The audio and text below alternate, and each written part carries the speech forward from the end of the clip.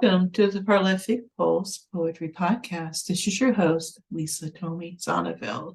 I'm so happy to welcome Wil Michael Wrenn today. We go by Michael, and he is all the way in Mississippi, where I understand there's a lot of rain going on.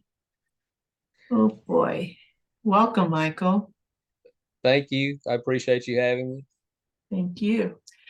Michael is a poet and songwriter who lives in rural Mississippi.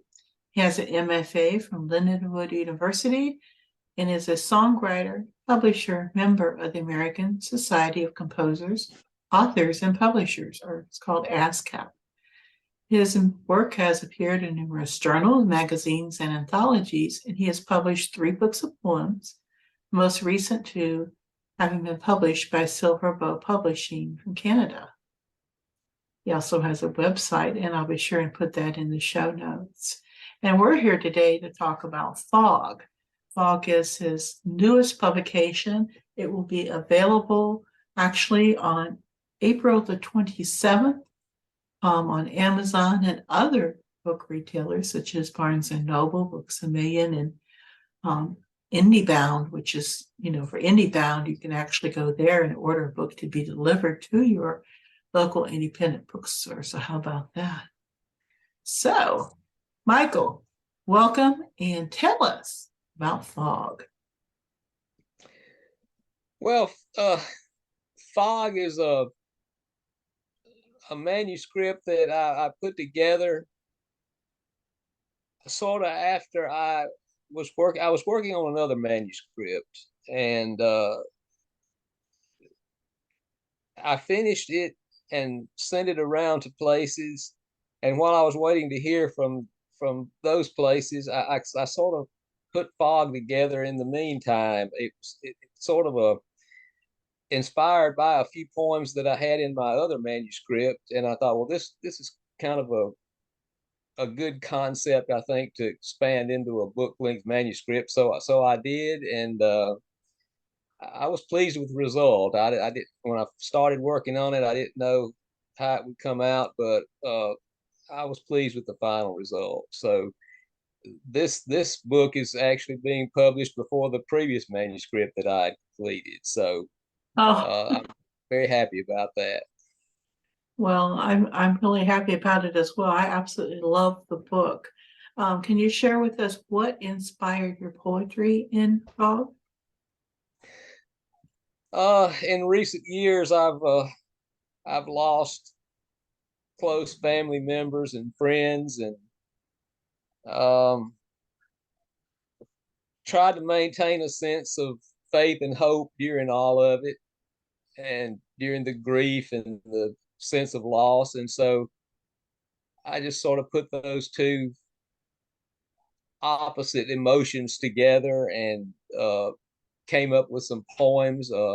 Actually, I was able to write a couple of poems about some good friends that I lost several years ago from my high school days that I'd never been able to write about them before. And but for that sort of gave me some inspiration to finally write about those two people. And I came up with some poems that I included in the book. So loss of loved ones and friends is really what inspired me to write the book. Do you find that writing these poems help you work through the grief process? Yes, definitely so. I found that when faith wavers, sometimes writing about loss can actually strengthen your faith, because I guess sometimes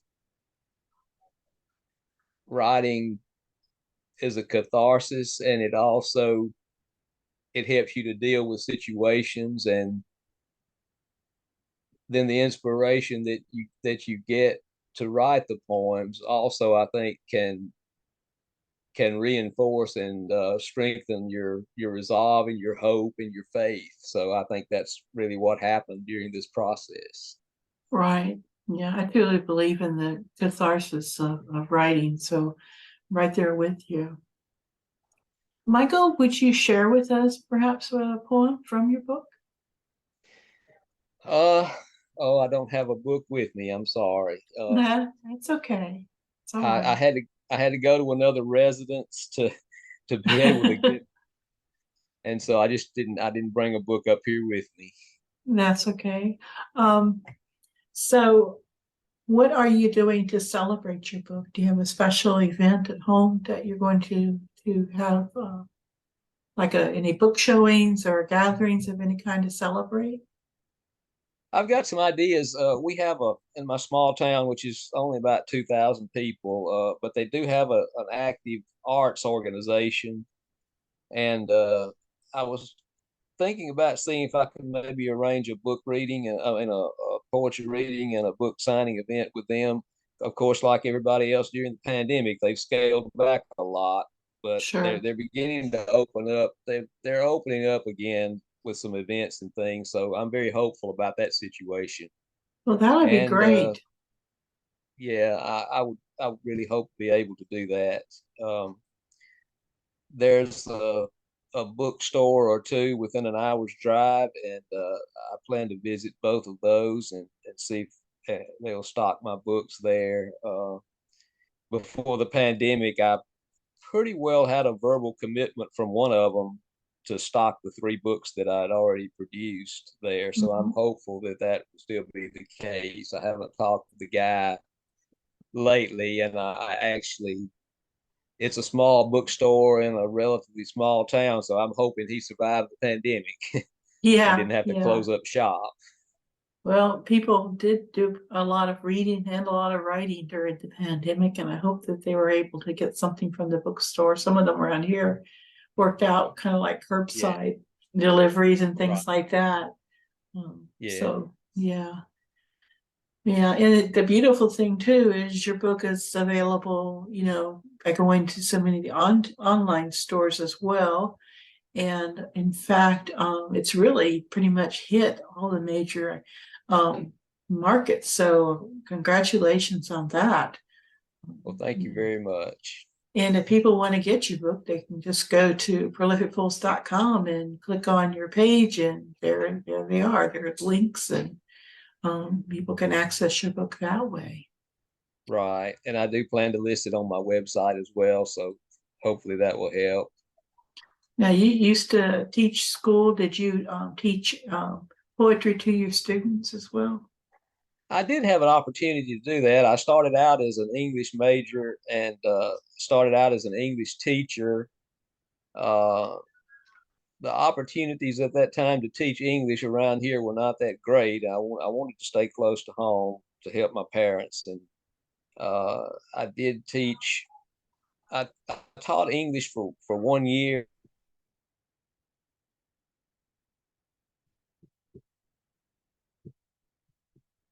And I think we lost Job connection.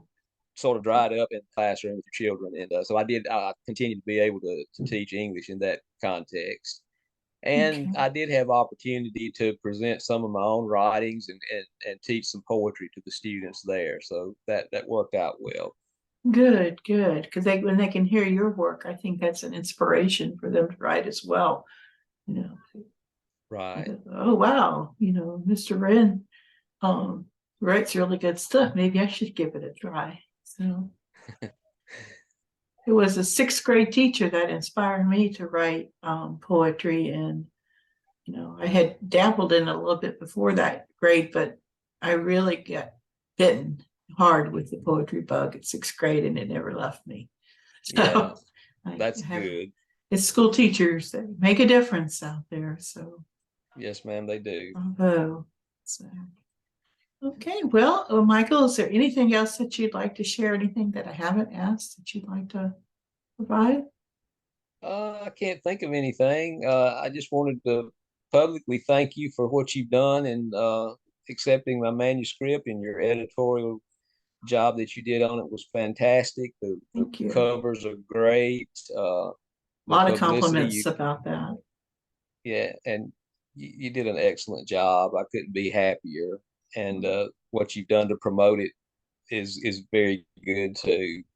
So I'm very much appreciate all that you did during the process Well, thank you, through to Michael. completion. So, You've been easy to work with, so well, I'm goes both glad. I'm ways. glad to hear that. Well, I appreciate that. Thank you. Well, I have a lot of fun creating all the different graphics and stuff. I even created this one this morning behind me because I'm like, okay, I need to put something fun behind me. So, okay. Well, people out there listening, be sure and pick up your copy of Fog. It's actually on pre-order now on Amazon and Barnes and Noble. So you can go ahead and order it. And guess what? They'll send them out tomorrow because that's the big paperback release date. And if you're more inclined toward ebooks, it's also available on Kindle. So, all right. Well, thank you so much, Michael. Maybe next time I'll see your face. I hope so. I appreciate the interview, Lisa. Thank you very much. Thank you, Michael. You have a wonderful rest of your day. You too. Thank you.